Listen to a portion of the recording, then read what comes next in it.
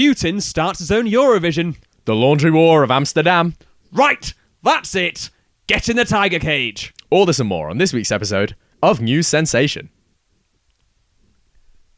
Hello and welcome back to News Sensation, the show we take you through the strangest and sauciest stories of the week that was. I'm Matty Curry. And I'm Chris Patel. And what a week it's been, Matty. What a week. What a week. Specifically, a big week for you.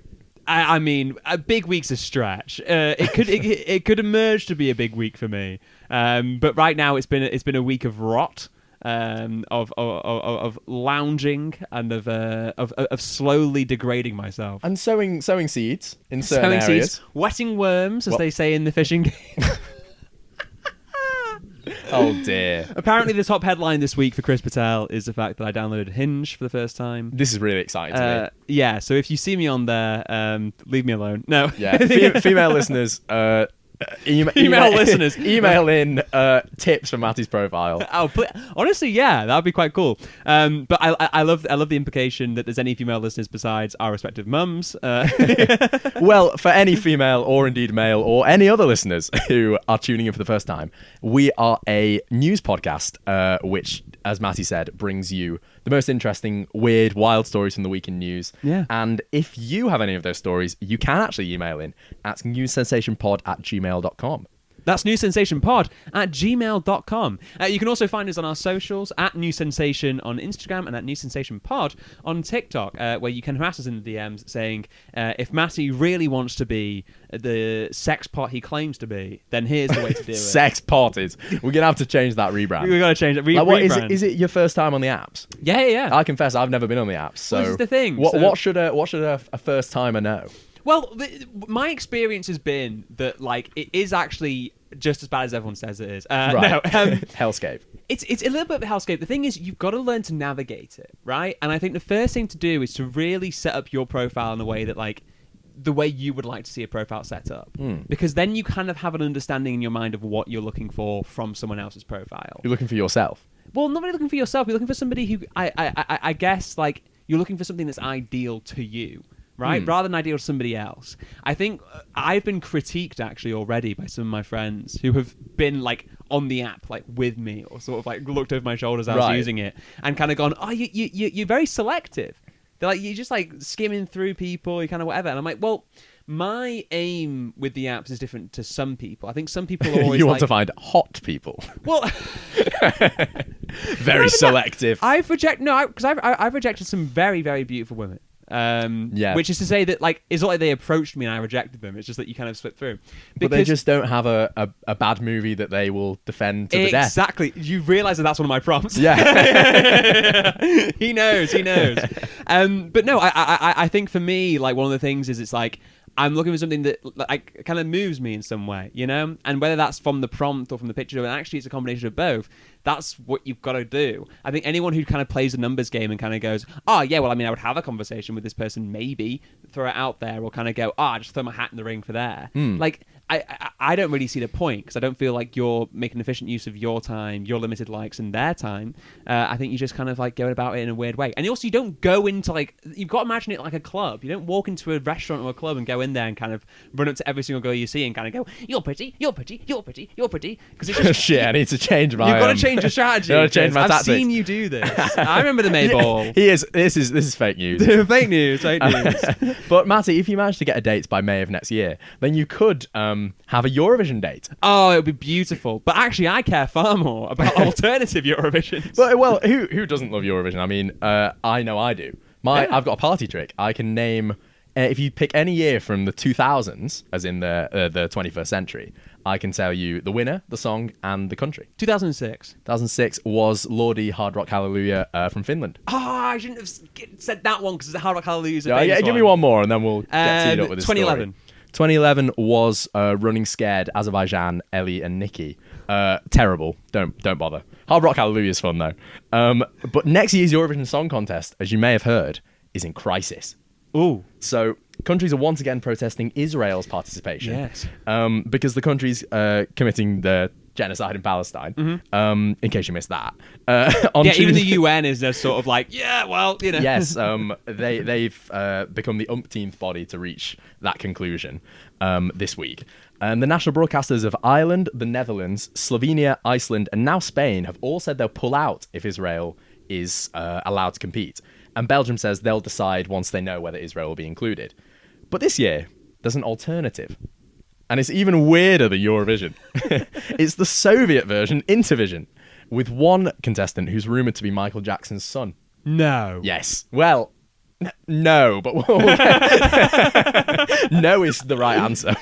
So Billie Jean is about this kid. Yeah. Who knows? But maybe not this kid. The kid is not his son. Is not his son. Okay. So maybe it is. Let's move on. We'll get to it. This Saturday, Moscow will host Vladimir Putin's revival of the Intervision Song Contest, which was originally launched in the 1960s as a communist bloc rival to Eurovision, featuring Moscow's Eastern European allies and other communist countries like Cuba. But this year, Putin's brought it back to tackle what he calls the decadence of Western culture and respect for traditional, universal, spiritual, and family values.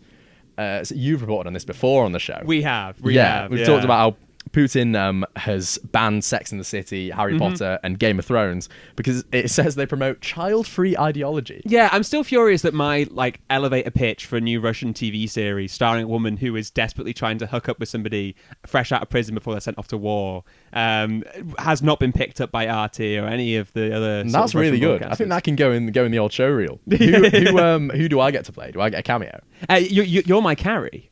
Oh, amazing! You're my SJP, bro. I'll take it. I'll get an IMDb set up and everything. Of course, even if Russia decided that they were fine with bearded drag queens and non-binary witches, they're banned from Eurovision, and they've been banned since 2022 for invading Ukraine, in case you missed that. Yeah, he's kind of gone under the radar a little bit. So far for Intervision, rather, there's 22 confirmed countries and 10 more who are rumoured. Some of the rumoured ones include Iran and North Korea. Right. Venezuela's entry is called La Fiesta de la Paz, or the Party of Peace. Interestingly, we look at the list of countries, which I'll tell you about now. But Israel will not be in Intervision, so maybe it is the Party of Peace, Matty. Well, what about the other countries who are involved? Let's you can make your own mind up.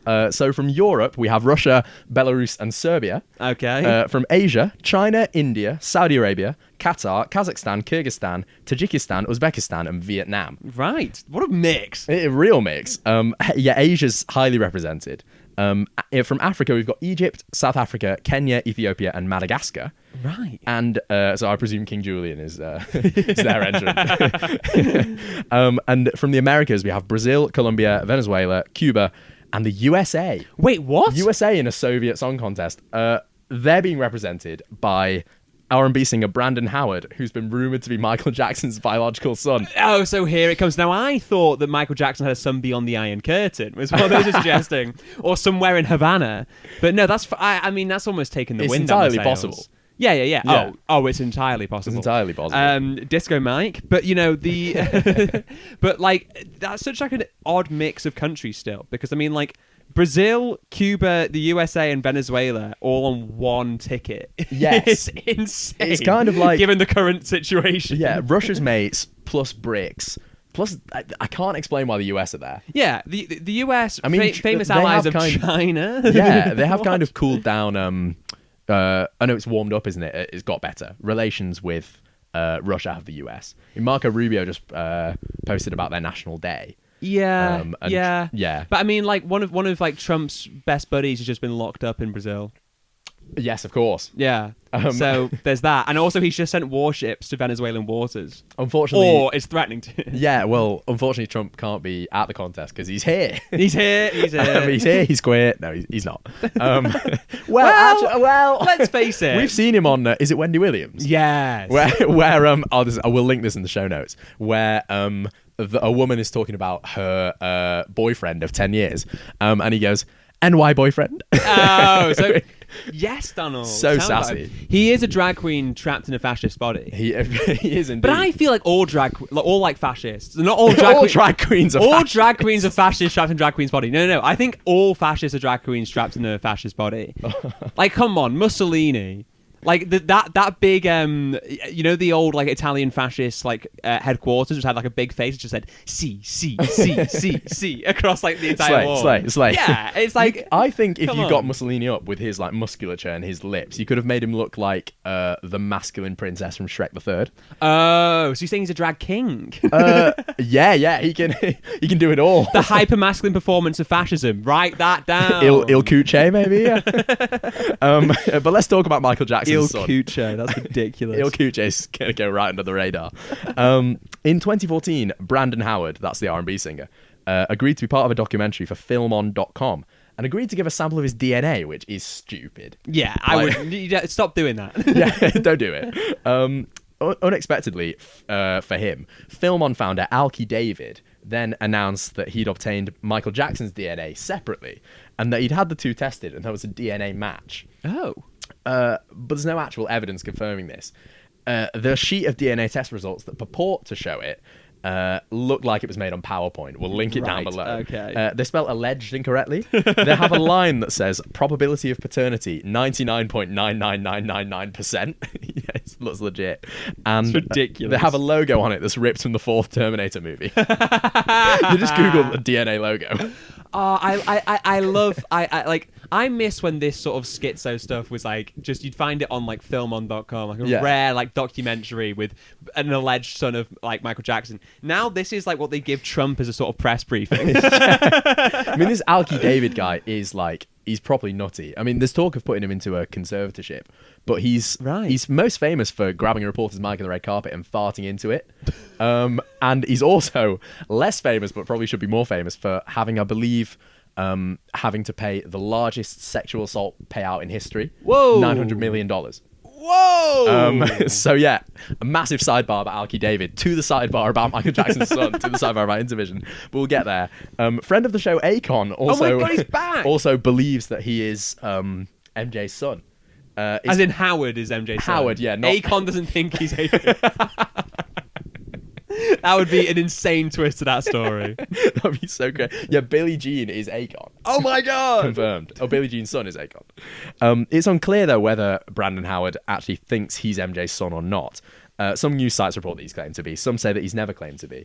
Okay. But that is not the only controversy from this song contest. Oh, really? Yeah. Are you surprised? You don't say. Russia's competitor is Shaman, a singer who has been sanctioned by the EU, Canada, Australia, Switzerland, Monaco, and Latvia. Starting to sound like Yakko's world there.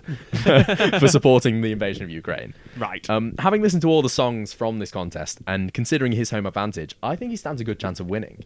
I think he's up there. Belarus is probably up there. So you'd say you're a fan? Well, because of this next bit, I'm going to reserve judgment. Reserve? I know, yeah. We're all about neutrality here. No, it wouldn't be very party of peace, as Venezuela said, if he won. Because 2 years ago, he released a song called Moi Boy. For you German listeners, that translates to Mein Kampf. Oh. He's been criticised a lot on Russian social media for music videos, which they say feature Nazi themes. Oh, do they? We'll link a picture of him down below. Matty, do you think with this armband and the leather jacket... Oh, and like the sort of like trying to create an Aryan pose kind of thing in front of the No, I just think it's a fashion statement. This guy's whiter than Sensodyne.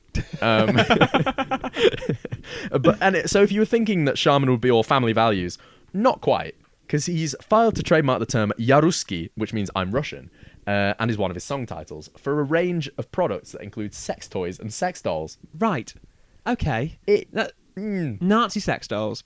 Nazi sex dolls. Nazi sex Why do we always figure it out halfway through the episode? episode? Does the armband stay on? Yeah, for sure it does. For sure. I think almost everything stays on. We'll give it's that very uniform. We'll let Il Cuce work that out. But Russia has struggled to host other of its pet projects without Western involvement. So last year, Putin suspended plans for a rival Olympics called the Friendship Games. Is it? Is it? Which would have seen winners get paid as well as receiving medals. Which the Olympics should introduce. The Olympics definitely should. Yeah. I mean, in some countries, they like give you a car if you win. Yeah. But yeah, the UK, they just give their athletes a stipend. They don't give them any money for medals, which, yeah, they should. If you're the best runner in the world, you deserve to get paid for winning. Yeah. But it's been a long time since Britain had the best sprinter in the world. But this is true. maybe soon. Who? Fingers crossed. Who? Zarnell Hughes, Okay, outside yeah, chance. yeah. But they at the Friendship Games, they plan to have most of the traditional Olympic sports, but also chess, competitive programming, and also paddle, which is the worst of all. Paddle is quite fun, to be fair. I think paddle's a good sport. I hit an old lady's car playing paddle.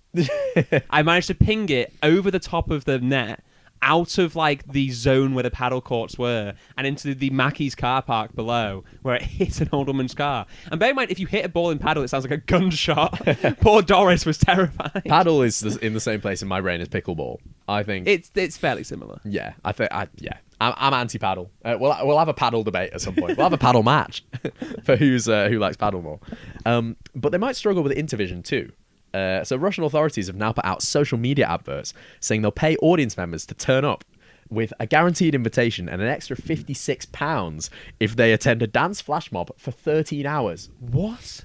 There's 2 days of dance flash mob. They're like, if you total 13 hours attending, you will get a free ticket and £56. That's not enough. Not enough. Not enough. What, to see the Party of Peace? To see yeah, you tell me a Venezuelan like music production, you know I'm there. But like, yeah, I mean, this is not very good. Like the Venezuelan song, I don't see them winning. Oh, okay. But then again, who knows what criteria they're gonna base it on? Family values. It's pretty family values. The Party of Peace. So and the favourite sells what exactly? They're also vetting those audience members to make sure they're wearing logos, ripped jeans, or the colours yellow and blue because of the Ukrainian flag. I mean, the Ukrainian flag thing is ridiculous, but ripped jeans, where's that come from? I don't know. Family values. Family values. Get your knees away. Yeah, Push them away. The more holes that you have the fewer holes you have in your jeans, the less chance there are of getting pregnant. But they want people to get pregnant. Yes. This Putin's whole thing. Yeah. Rip them jeans. Rip them jeans. But only in the right places. This reminds me, actually, the whole flag thing, of when Eurovision fined the Icelandic broadcaster €5,000 in 2019 because the Icelandic act held up a Palestine flag during the final. Yeah, it is one of those things where it's like I actually vividly remember that because that was the finals that was in Tel Aviv, right? Yes, it was. Yeah. Because Netta, Toy, Israel, 2018. Yeah, okay, there we go. He's back on it. But I do find that, like, again, with like the Olympics, we talk about them not paying their athletes, and when we or like for winning medals, and we talk about Eurovision like banning flags and things. It's like you give them inches of daylight to burst through to do this nonsense. If you actually act in a nonsensical way yourself. That's absolutely right. Like, there's, I mean, with even Spain saying that. Because Spain are one of the people who put the most money into it because they get a bye to the final every year, along with like 4 other countries. So it's, you don't want to be pissing off the Spanish. You don't want to be pissing off the Spanish. Oh boy! like Jeremy Clarkson's ex-wife on Dragon's Den. Great episode. Niche. Maybe we'll link it down below. Maybe not. But yeah, so I like you said, I think that we don't really have too much of a separation between the two sides. And again, that ought to be the case next week at the Ryder Cup. But things are a little bit up in the air right now. Does the Cold War continue at the Ryder Cup? Well, look, when you say that a team of Europe's best representatives are heading off to the States to face down a team of Americans in an environment that's expected to be hostile and belligerent, it sounds like you're talking about a summit to help the Ukraine. But really, we're talking about Bethpage Black, one of the most intense courses in the entire United States, which will be hosting the Ryder Cup next week. Wow. If you aren't familiar with the Ryder Cup, I think it's one of those tournaments that is really easy for the neutral or the casual to get into when it comes to golf, because it's team sport. It's the premier team event. Team Europe takes on Team USA, and there's nothing better than watching Scotty Scheffler cry. So, love you, Scotty. He's very good. That's why I like to watch him cry. Friend of the show. I'm not up on my golfers, I must admit. Yeah, well, I mean, what I'd recommend if you want to catch up with golf recently is that Netflix are doing the entire thing for you, because you can either watch Full Swing or Happy Gilmore 2. Name Drive to Survive was taken.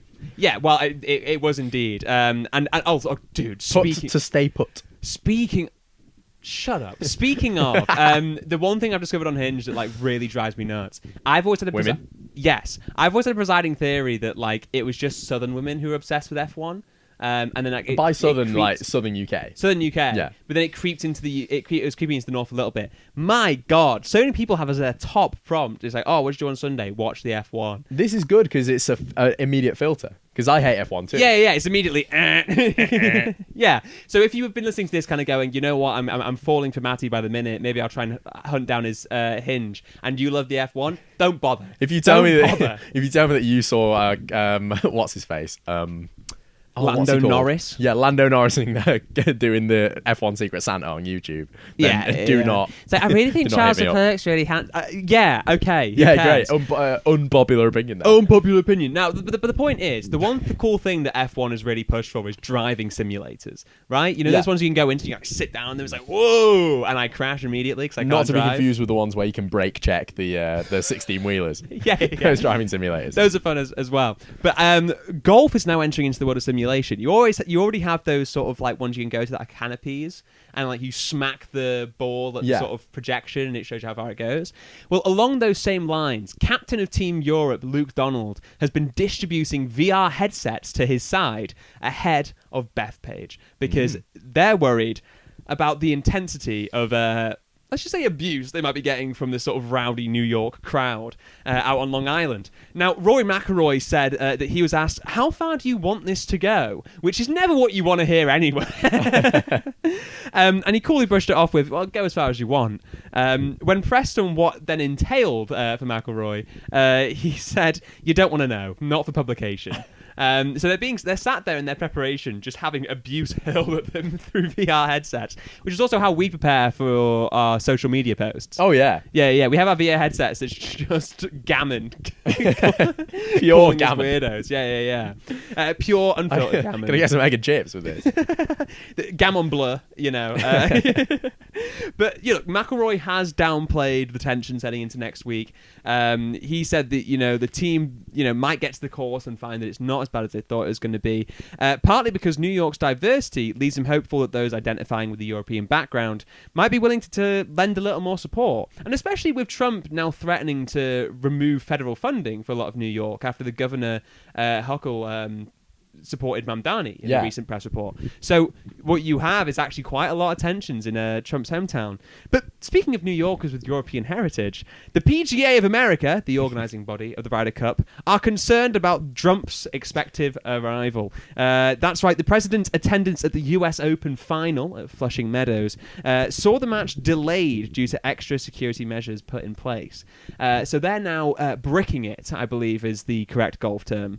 Because it's quite open, isn't it, golf?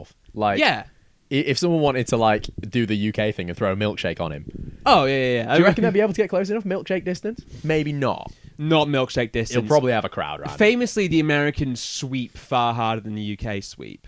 Like, this has always been a long-standing thing. Snipers on the roof of baseball games. I was reading. I've been reading a book recently.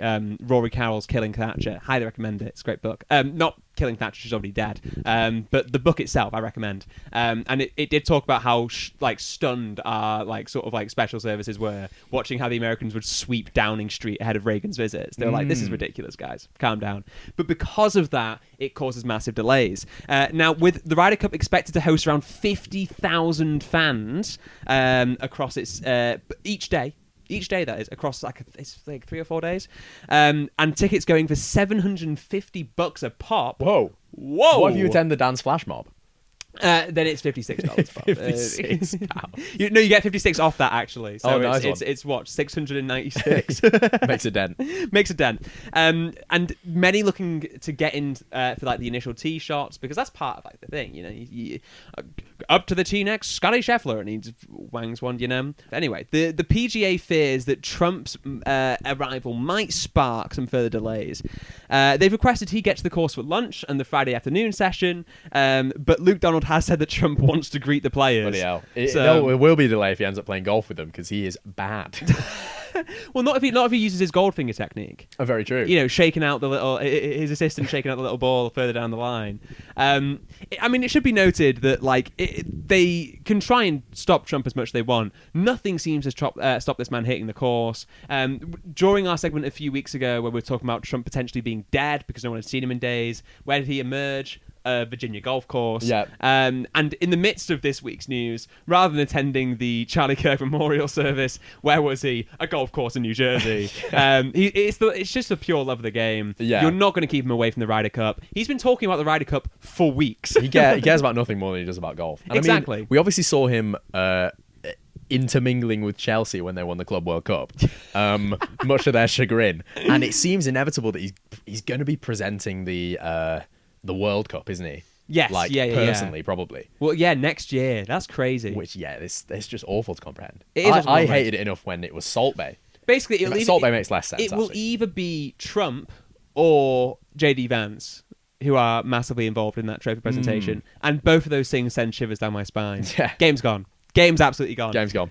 Now, if Trump's presence does cause delays, Europe's VR preparations may prove all the more valuable. Because even though Trump does hold real clout in the golfing world, just this week it was announced that the Irish Open will be hosted at one of his courses next year.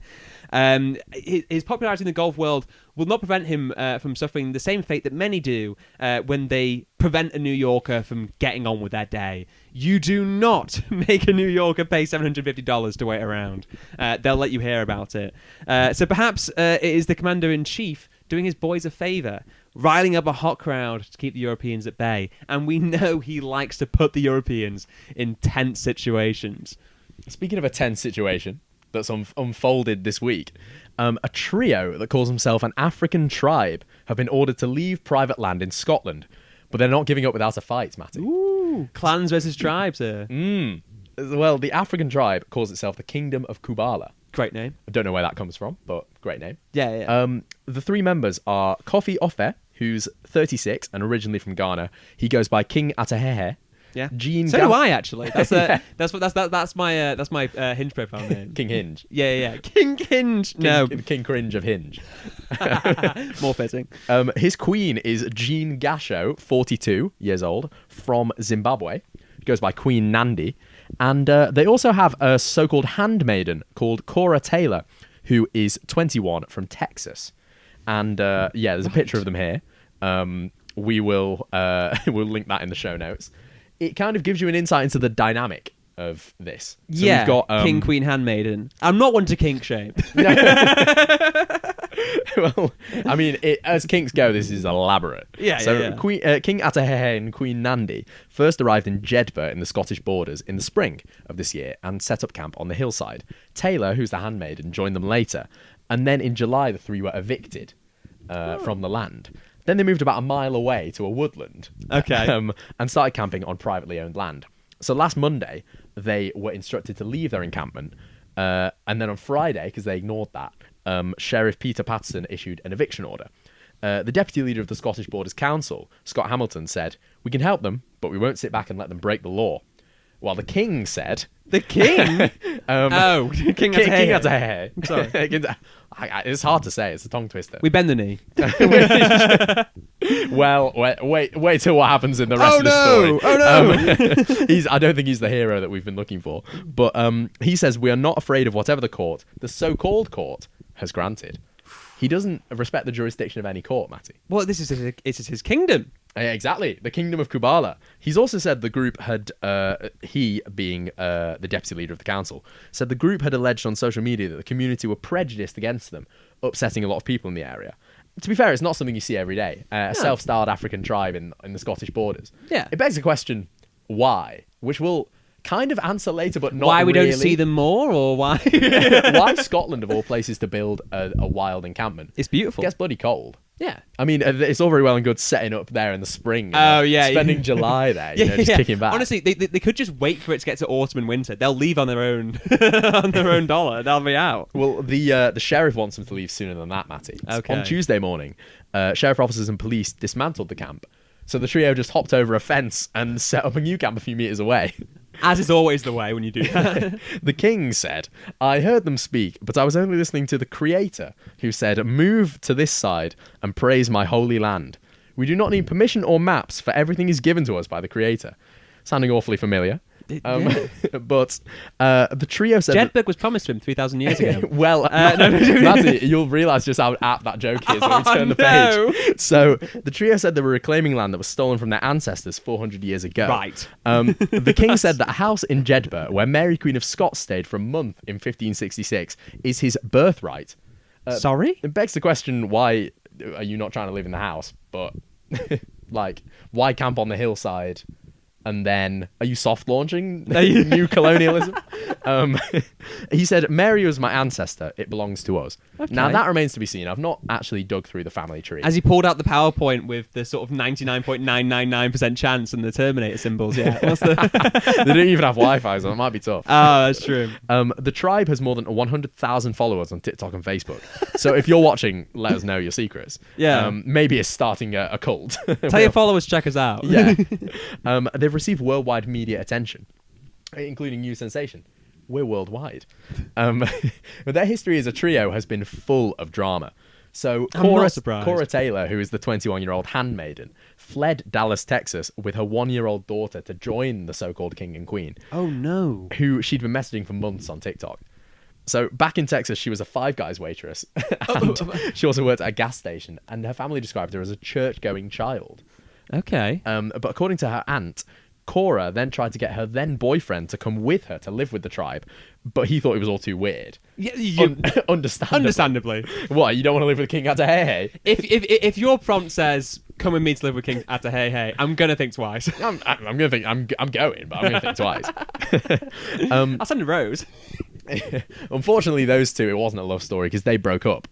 This was a bridge too far. Yeah. For her then boyfriend. She promised to contact him when she had Wi-Fi, but she never did.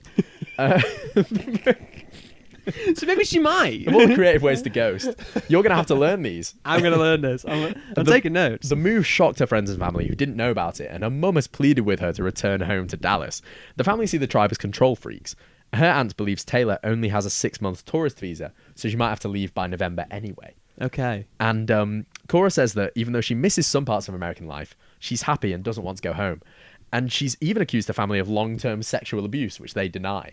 Because this story's so crazy, obviously listen to people when they come out with these stories, but because the story's so crazy, it's hard to tell. It feels like another twist in the tale. It's just like it's hard to know what's up and what's down at the moment. Exactly. I'm finding it difficult, and I wrote the script. But, even though she's happy, even though she is, in her own words, the inferior mistress and a surrogate for the queen. Okay. Which I don't know if that means stand in for her duties or is carrying the king's child. I've no idea. The Scottish Sun seemed to go for the latter. Yeah. Well, I mean, when you say that you're a mistress. Yeah, and a surrogate. Yeah.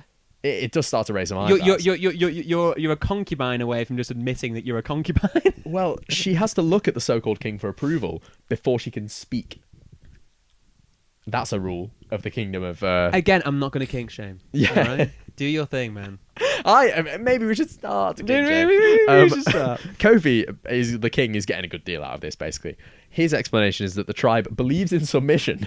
Oh, well, okay. There we go. He even cursed the previous recruit who left the kingdom, saying that she would cry until she died. And she died last year after running into traffic. Oh, my God. Yeah. So he called it. He cursed. He cursed. Rachel Rain, who's from a charity who helps people leave cults, said the kingdom of Kubala fits the bill. Yes, of course it does. This previous leader, member ran into traffic. Changes people's names. Yes. Yeah, it's crazy stuff. But Kofi has bigger fish to fry because he now thinks Putin's going to invade Scotland. Our friend of the show, Putin, from Intervision. So is Scotland going to join Intervision? Lewis Capaldi. The kingdom of Kubala, and it might have to join Intervision. They've still got time. It's on Saturday. Oh, yeah. Throw their hat in the ring. If they attend the flash mob, they can go for free. But yeah, it'll give them £56 to buy a new cooking pot. Oh, perfect. Which they have been maybe a dongle. Yeah. Maybe a vlogging gimbal. Yeah. But he now thinks Putin will invade Scotland in a war that he says will stop all other conflicts. He proclaimed, all the armies of the world will come together to fight Kubala because we will be the mightiest nation on earth. He's claimed that 144,000 people will soon join his kingdom. Is that just his TikTok followers? Yeah. Yeah. That's how it works, mate. I think that's where he got the number from. I was wondering, but I think you've sussed it. He says, the Kingdom of Kabbalah is for the chosen ones. Our people who were deported here from the four corners of the earth, Haiti, Ghana, Trinidad and Tobago, and Jamaica. And we've got a globe here, so our glamorous assistant will... are they the four corners? So we've got... Well, we've got, like, Ghana there. Ghana. And then pretty much everything else is there. Yeah. Four corners? That world does not include Scotland. No. Well, that would still only be a triangle. But ultimately, you're missing a good few corners of the earth there, including Russia. I mean, come on, that's your boy, right? I mean, Well, Russians come from Mars today. Wow, so true. Yeah. But I mean, that is an interesting take on corners. Well, Matty, It's like watching United try to defend them. Very good. Thank you. You're going to regret a comment you made earlier because the tribe believes Kofi is descended from King David. Of course and they do. They don't work on the Sabbath or eat pork. Right. So he calls non-members of the tribe Edomites, which were a biblically unfavored people to be contrasted with the Israelites, who were supposedly God's chosen people. The group says the tent was pelted with bricks on Saturday by Jedburgh Edomite children. What a way to describe Scottish chav, man. that's unbelievable. It really elevates them. It really does. There's a video of a woman coming up and breaking their tent. We'll link that down below. But the Queen says to her, "You're not going to touch me, you foul creature." Cooked. Absolutely cooked. Honestly, I think Queen Nandi could go alongside Il Kuche as part of the drag act. Yeah. She's read that woman to fill. She really did. The library's open. Some locals like this foul creature have protested, but one local called them delusional, which and sounds quite anti-Semitic to me. But oh, don't bring the lobby into this, Matty. But well wishers have brought them food and gifts. Oh, for the chosen APAC. The chosen APAC Shakur joins the Kingdom of Kabbalah. There we land. Yeah, the deal is done. Hakeem Jeffries. Hakeem Jeffries refuses to condemn the breaking of the tent. Oh, dear. The group has been ordered to pay the eviction costs to the landowner, so it could be a tricky financial future for them. But the king uses the oldest trick in the book and says the group don't use currency. Good. Smart. He's played a blinder there. I'm going to do that when the lawsuits come. Well, I don't use currency. HMRC kicking down the door. I have a podcast. I've not felt currency in a long time. Councillor Scott Hamilton, that's the deputy leader of the Scottish Borders Council, said, "We have tried since they first arrived with adult protective services and social work to really get an understanding of what this group's ambition is. We want to ensure that if there's any vulnerable adults there, we want to have them protected and ensure the right care is there, but they've rejected on every account." The king's side of the story. Okay. "Today we are in a tent. Tomorrow you may meet us in a castle." This time next year, Rodney. What a great elevator pitch. He's about to take Woking from the conference to the Champions League in 5 seasons. Like this is like when you take over like a country in Football Manager by like having like the academy at Alki just be entirely Micronesian players so that you can take them to the World Cup. To be fair, Scotland need a rebuild. I mean, well, if Jared HD or the Masterbooks won't sort it on YouTube, then maybe King Kofi will. Yeah, what's Scott McTominay's take on all this? That's what the people want to know. He's too chill to get involved in all these honestly new Israel politics. I went to Naples and he has become deified. Yeah, like Maradona is a god there, but so is Scotty. What was he kind of like? People wearing like shirts. There's murals and everything. There's loads of stuff. Yeah, I mean it makes me want to move to Italy. The thing to understand about Naples is that like it's where Catholicism meets like folk beliefs, where there's still like, because it's a very naval, very sort of like it's by the sea, it's all fishermen. There's so much like borderline kind of pagan kind of worship of things like idols, and there's so much belief in kind of like what we now would see as superstitions, but which are kind of like long running local traditions. So Naples is the Christian version of the Kingdom of Kabbalah, is what exactly. And Scott McTominay is their king.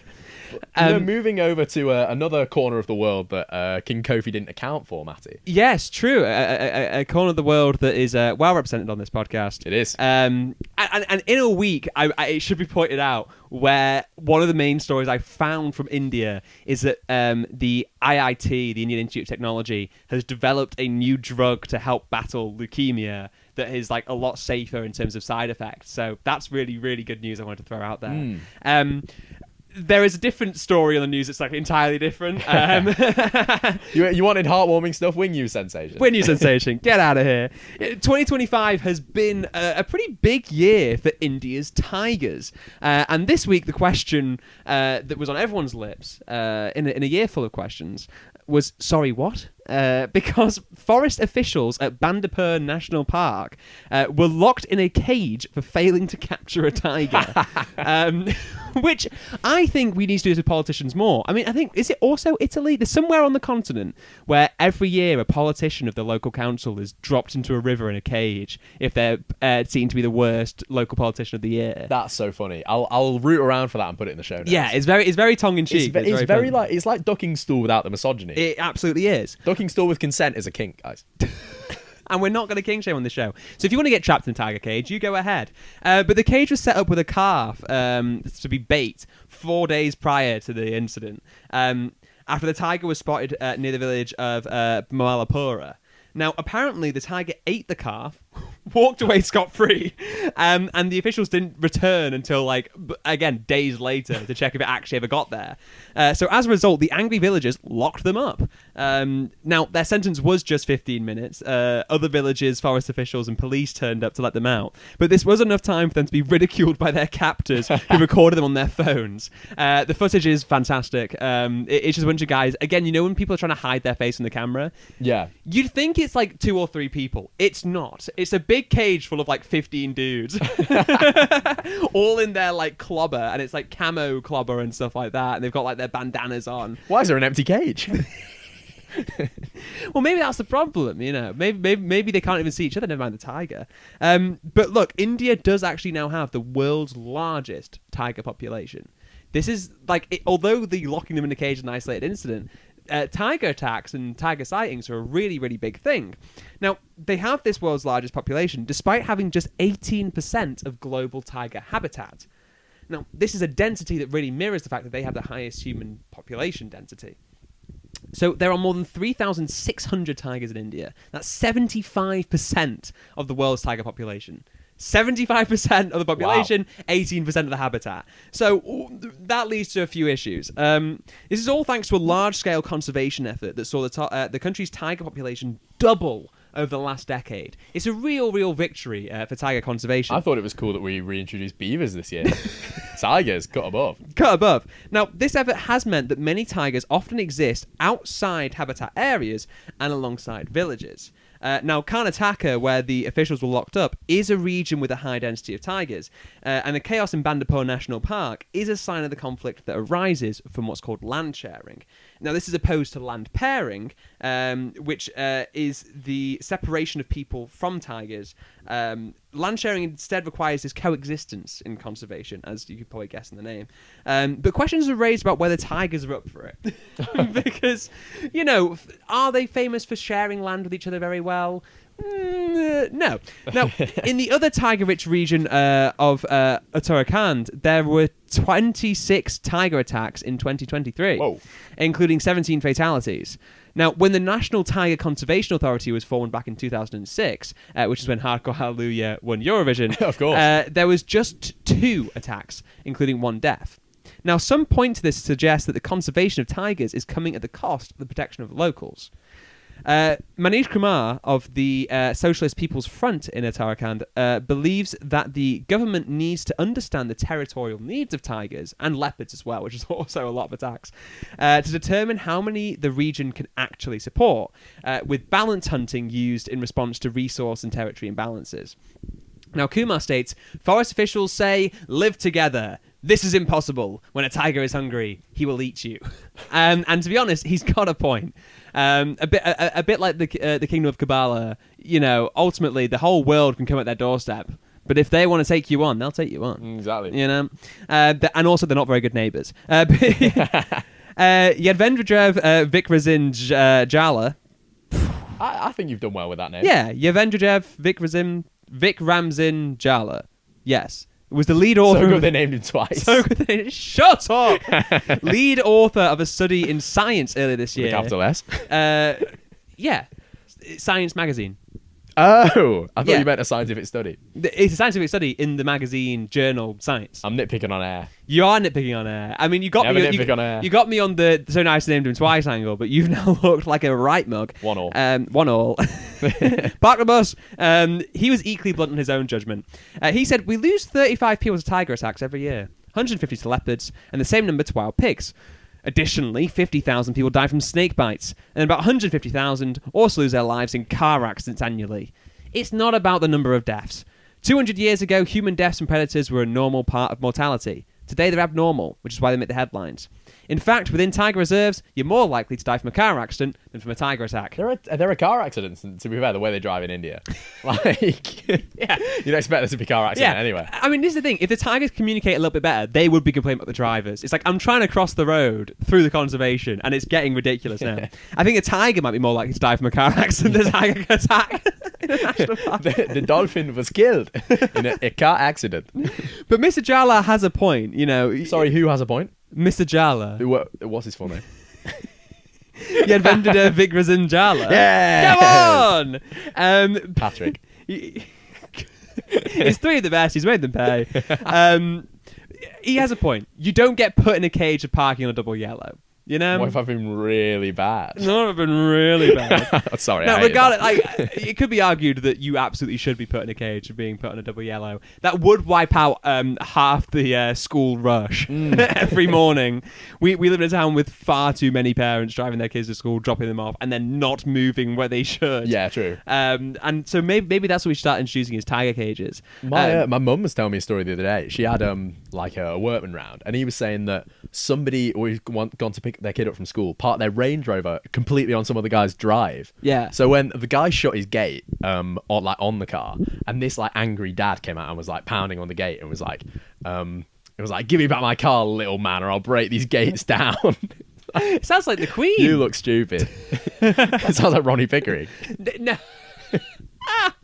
But no, but I do think it's very funny that like in the same region where the IIT is based, that's also a very tiger heavy region, and so these exact same strains could be being put just down the road where they're discovering like an improved drug for leukemia. It's a wild story for Indian stories, a wild week, sorry, for Indian stories, and I absolutely adore the fact that this is an increased tension. But yeah, there is a navigation between Indian conservation of tigers and of their people. Will you be voting for them in Intervision then, Matty? Is that what you're telling me? Well, it depends. Or make it 2 votes. It depends. Are any of the 3,600 tigers, or 75% of the world's tiger population, going to be taking part in their Intervision contest? I can't promise anything because they're not very good at staying at flash mobs. No, this is very, very true. But I'll tell you what, there's an even greater tension on the books here between two even more dangerous units. Not Surely just not. car accidents and tigers. No. I'm talking about Amsterdam universities and their students. There is a laundry war ongoing in Amsterdam.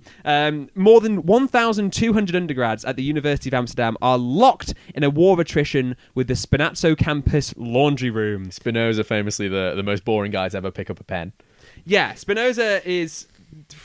It's an interesting guy to name your university thing after. Yeah. The spin doctor Spinoza himself. Spinny Hendrix. Spinny Hendrix. Brilliant. Now, the laundry room has been closed since July because the machines got balked. I beg your pardon? And that's right. Balking has crippled the digital payment system, which means they jailbreaked it. Right. And it allows the machines to operate for free, raising questions about the role of laundry rooms on campuses. And boy, will we get to that. But Duvo, the company who manages the accommodation, kept the laundry room open for the first few weeks after the balking, believing they could fix it. There's been a balking. There's been a balking! But we'll keep the room open because we can solve the balking. They couldn't, and so they shut it. So all the sort of master's students staying over the summer couldn't access the laundry room. They're not footing the bill, is what they're saying. Now, since July, the Spinoza campus's 10 analog laundry machines have been the only on-site option, but students have said frequent outages leave only one working machine at a time. Bloodbath. Now, as a result, the students have been going to the neighbouring Darlingstraat accommodation to use their machines instead. I'm right there. Like, the way you've described this story, I can picture myself at the Darlingstraat accommodation with a full bag. Full bag, waiting in a 10-person queue. Oh, yeah. Someone's not come and collected their stuff for like 40 45 minutes. Someone's balking the hell out of a machine in the corner. Honestly, you see someone going to the balk machine and you want to back them, right? You want to join the revolution, but then you're thinking... Feels like a people's uprising. It is a people's uprising. Look, anyone familiar with campus laundromats knows the tense diplomatic situations that are bound to arise from such overcrowding. Indeed. It's too much. We had 4 machines and 4 laundrettes between 4 blocks of students in my accommodation in first year. How big are the blocks? So there was... I actually knew this at one time because I then later looked after those blocks when I was on the accommodation team. But you basically... Each block was 3 floors and they had about 40 kids on every floor. So 120 per block. Right. So yeah, you're dealing with 480 kids, 4 washing machines, 4 dryers. That is... Technically 5 dryers, actually. Yeah, that's more than I had at my college, and we had a similar number of washers and dryers. Yeah. Oh, it's insane. Yeah. And there were many tense situations that arose. So if you're thinking of applying to Warwick, bear in mind. Bear that in mind. Now, with machines hard to come by, students now fear a lice infestation in the Spinoza campus as well. Now, Duvo have explained that because we purchase the machines ourselves, we need the income to be able to continue offering laundry services to our residents at affordable prices. Now, not for nothing, here's a breakdown of how expensive it is to be a student in Amsterdam. Spinoza campus's rent starts at €488 per month. With 5 cents on there as well. While a report last month showed that Amsterdam students paid on average €945 per month for a room in 2025, which is up from 900 last year. Whoa. So basically double. The Dutch Review also described the size of the average room as roughly the size of a decent garden shed, which is between 12 and 18 square meters. The Spinoza campus's room are 18 square meters. So for a greatly reduced cost, which includes service fees besides laundry, the student residents are in accommodation at the upper end of average in terms of space. Pretty good. Now, the machines offer Duvo a revenue stream to make up for this cheap price. But with a new year and a new influx of students, their inability to re-establish their cash flow will come at the true cost of many students' washing. And look, really, clean clothes are an essential service for an accommodation. It is an absolute joke. It's not being included in student rents worldwide for so many universities, including my own. But all it does is make the liberal arts students smellier and their parents more at risk of having a big bag of clothes to wash in reading week. It was math students when I went to uni. Yeah, stinky boys. Also in Amsterdam with all the, with all the kush. The kush. You're going to need that laundry. With all that good green. Well, this is the thing, is that because they can smoke it in venues indoors some places, I'm pretty sure, right? They've got to... surely. I've never been. That weed is clinging. Oh, yeah. Because the way around it is, like, to get away from any time smelling like anybody's fumes is to be outside. Yeah. But if you're in venues where it's just like, oh, yeah, you go to the cafe, and that's where they're doing their essays, right? It's just a bit of a risk. So Spinoza campus have got to get themselves sorted or get their 10 analog machines fixed. But all I'm saying is, look, unbalk the machines or embrace the balking. Or you got prepared to fumigate because that place is going to be reeking. And let me say, I had some very tense interactions with my washing lineups because of the fact that it was so cramped at university. One time we had it, my very quite stern and scary brummy roommate who cut everything that he did in the kitchen with one knife, one big cleaver. And one time someone took out his washing, put it on the dusty top of the washing machines, and then left theirs in there after they're dry. They used about 3 machines, and he was like, he came upstairs and he was fuming. And he's like, I'm going to go down there. Like, I'm coming with you. And so as a true journo, I got down in there and I was just watching, waiting.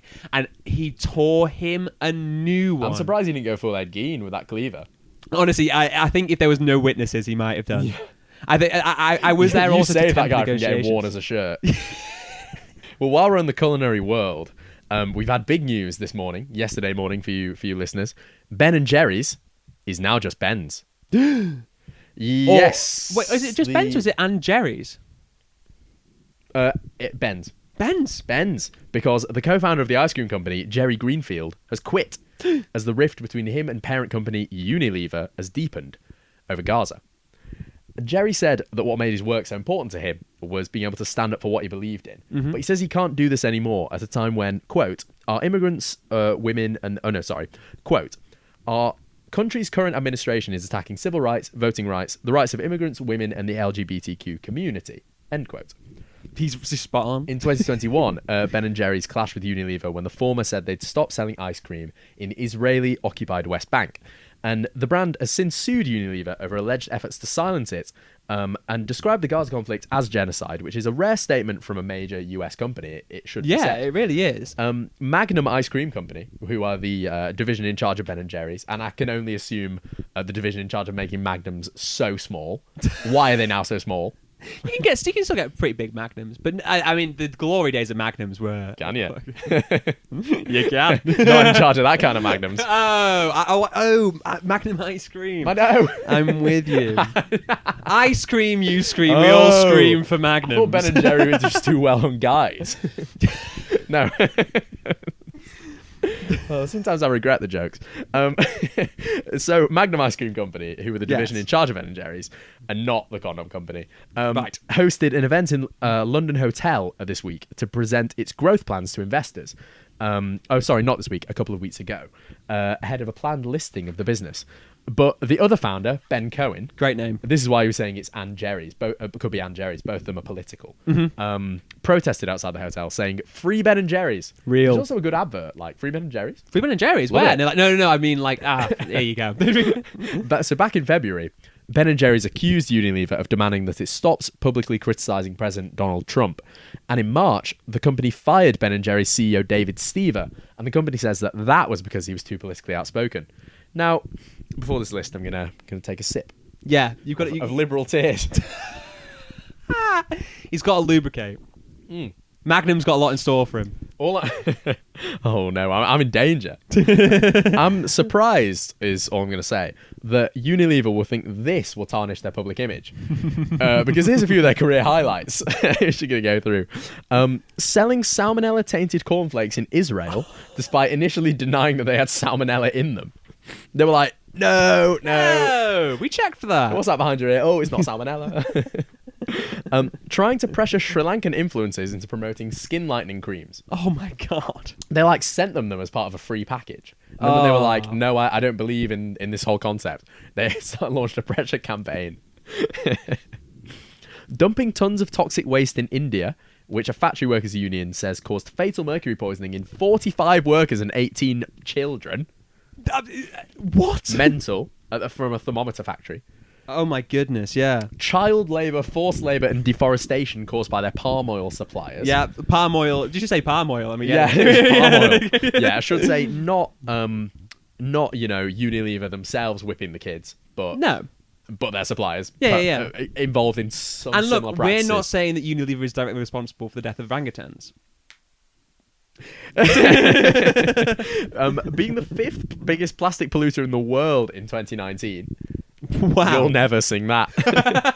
And my personal favourite, and it aligns kind of with our previous story, establishing a price-fixing cartel for washing powder. Oh my goodness. They're in on it. Vive the revolution. Balk 'em. Honestly, watching you read out that list, I was like, lick him up. I'm reading them like Il Cucci. Ben & Jerry's have had a long history of mixing their ice cream with political messaging. You've probably noticed this. They've had flavours celebrating marriage equality. They had a Yes Pecan flavour when Obama got elected, and a Si se puedes. and a pecan resist flavour during the first Trump administration. Wow. They had a bit of a gap in 2009. And that was Alexander Rybak, Fairy Tale, Norway. He's done it again. When they released a flavour in Ireland called Black and Tan, named after the drink, but unfortunately sharing a name with, the British recruit police officers who were sent into Ireland during the War of Independence. Yeah. So famously violent. Famously violent. Or as Dominic Sambrook would say, robust. Robust on Ireland. They also provoked a backlash in 2011 when they released a flavour called, and I quote, Sweaty Balls. Sweaty Balls? Based on an SNL sketch. Saturday Night Live.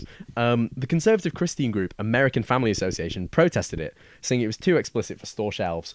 But my protest, Matty, is that, like most things that come from SNL, it's just not very funny. You've got a chip on your shoulder about this now, son. I don't. I was vindicated by the Emmys intro, actually. Oh, really? The big problem with the Emmys intro, it had a number of good jokes, but they kept consistently with every joke, they had a line that over-explained the joke right after the joke. It's like the death of subtlety. We are talking about Americans, to be fair. That you got to slap them over the head with it. Famously unsubtle. Yeah, not like us Brits. Still not the most controversial or at all most like unsuccessful joke to come out of that night, though. Oh yeah, do tell. Well, I mean, there has been quite a lot of heat for Nate Bargatze's doing the whole the longer if your speech goes over time, we're going to take money away from the Boys and Girls Club of America, and they did. That's funny. They ended up donating like $350K. Yeah.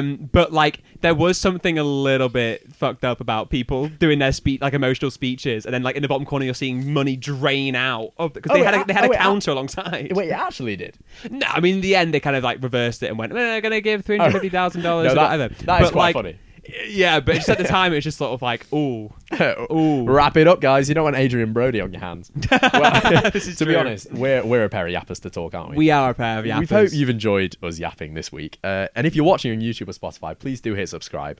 We'll be back next week with more of the goodies. Hopefully the news is, Anyway, he's been Chris Patel. He's been Matty Curry. Thank you for tuning in.